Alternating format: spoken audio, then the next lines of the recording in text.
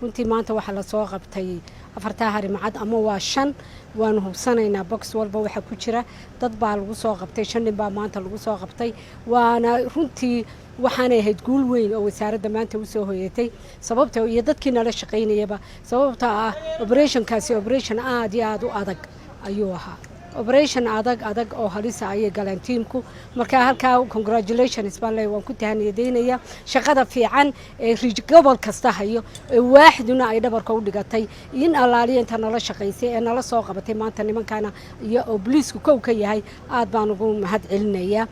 waxaan u leeyahay waa operation adag sida dad 5 nin loo soo qabta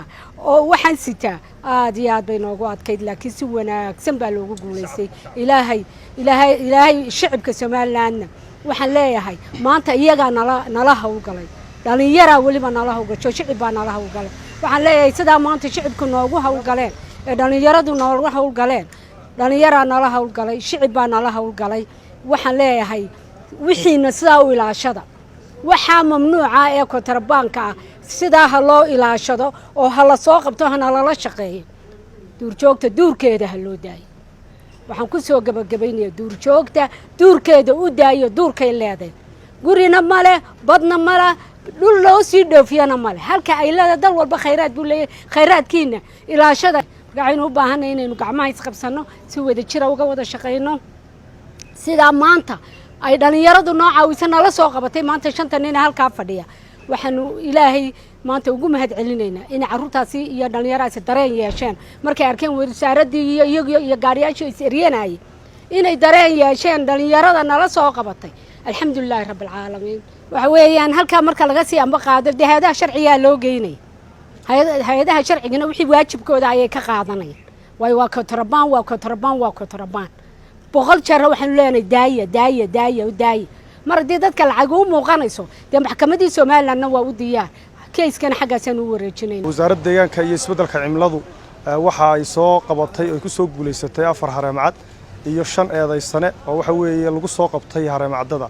runtii wasaaraddu labadii toddobaad ugu dambeeyay waxa ku daba jirtay hareemcadadan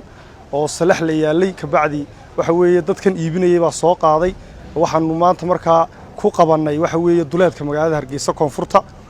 marka runtii 15 hareemcad baa hore burca looga soo qabtay marka wasaaraddu waxay la tacaalaysaa xanaaneynta hareemcadada duurkooda laga soo qaaday marka runtii waxaan bulshada Soomaaliland u sheegaynaa meel walay ku sugan yihiinba muwaadin waxaad nagala shaqeysaan in duurjoogta duurkeeda lagu ilaaliyo duurjoogta oo kaashanaysa ciidamada booliiska Jamhuuriyadda Soomaaliland waxay ku guuleysatay inay soo qabtaan oo soo badbaadiyaan 5 hareemcad oo sifo sharci darro ah looga dhoofinayay wadankeena 5 hareemcad waxaanu ku soo qabanay koonfurta magaalada Hargeysa alxamdulillah rabbil caalamiin waa caafimaad qabeen aad buu wanaagsanayeen laakiin xoogaa waxa uu ka muuqday dehydration iyo fuuqbax iyo xoogaa starvation ama macaluul oo waxba waanay siin jirin dadkan ka ganacsadaana aqoon baa uma leh sida loo handal gareeyo xayawaankan marka waxaanu shacabkan u sheegi lahaa iyo cid walba oo danaynaysa oo aynu ilaashano xayawaankeena inaga iskala khayraadka wadanka